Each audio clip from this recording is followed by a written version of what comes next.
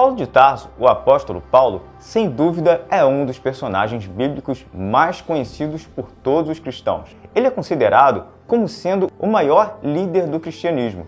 Nesse texto, nós conheceremos mais sobre a história de Paulo, autor de 13 epístolas presentes na Bíblia. Biografia de Paulo. Paulo, nome romano de Saulo, nasceu em Tarso, na Cilícia. Tarso não era um lugar insignificante. Ao contrário, era um centro de cultura grega. Tarso era uma cidade universitária que ficava próxima da costa nordeste do mar Mediterrâneo.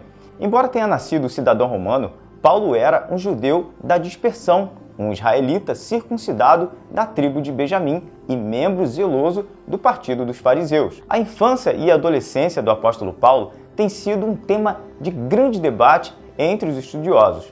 Alguns defendem que o apóstolo Paulo passou toda a sua infância em Tarso, indo apenas durante a sua adolescência para Jerusalém. Outros defendem que Paulo foi para Jerusalém ainda bem pequeno. Nesse caso, ele teria passado sua infância longe de Tarso. Na verdade, desde o seu nascimento até o seu aparecimento em Jerusalém como perseguidor de cristãos, conforme o relato do livro de Atos dos Apóstolos, há pouca informação sobre a vida do apóstolo Paulo.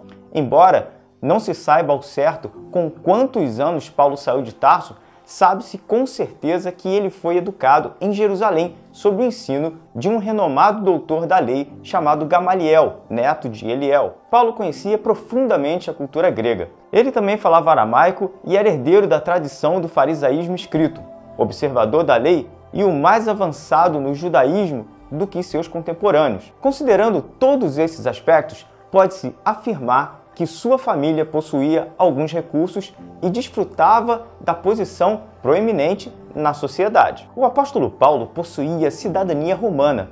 Sobre isso, ele próprio afirma ser cidadão romano de nascimento. Provavelmente, essa declaração indica que a sua cidadania foi herdada do seu pai. Estima-se que, naquele tempo, pelo menos 2/3 da população do Império Romano não possuía cidadania romana. Não se sabe ao certo como o pai do apóstolo conseguiu tal cidadania. Algumas pessoas importantes e abastadas conseguiam comprar a cidadania.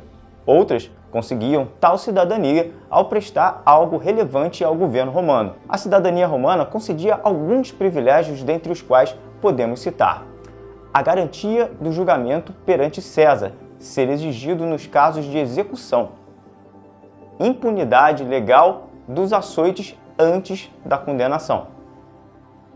Não poderia ser submetido à crucificação, a pior forma de pena de morte da época.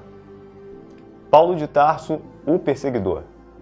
O livro de Atos dos Apóstolos informa que quando Estevão foi apedrejado, suas vestes foram depositadas aos pés de Paulo de Tarso. Após esse episódio da morte de Estevão, Paulo de Tarso assumiu uma posição importante na perseguição aos cristãos. Ele recebeu autoridade oficial para liderar as perseguições. Além disso, na qualidade de membro do Concílio do Sinédrio, ele dava o seu voto a favor da morte dos cristãos. O próprio Paulo afirma que respirava ameaça e morte contra os discípulos do Senhor. Além de deflagrar a perseguição em Jerusalém, ele ainda solicitou cartas ao sumo sacerdote para as sinagogas em Damasco.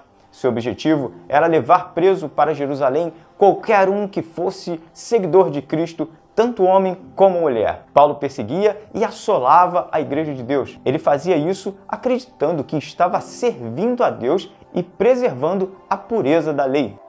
A conversão de Paulo de Tarso. As narrativas no livro de Atos e as notas do próprio apóstolo Paulo em suas epístolas sugerem uma súbita conversão.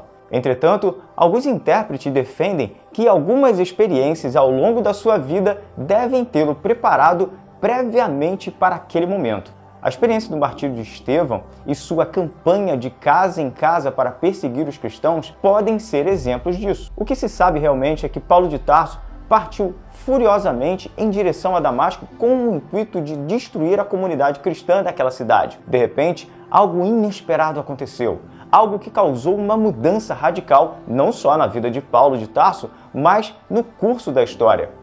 E indo no caminho, aconteceu que, chegando perto de Damasco, subitamente o cercou um resplendor de luz do céu. E caindo em terra, ouviu uma voz que lhe dizia: Saulo, Saulo, por que me persegues? E ele disse: Quem és, Senhor? E disse o Senhor: Eu sou Jesus, a quem tu persegue. Duro é para ti recalcitrar contra os aguilhões. E ele, tremendo e atônito, disse: Senhor, que queres que eu faça? E disse-lhe o Senhor: Levanta-te e entra na cidade, e lá te será dito o que te convém fazer.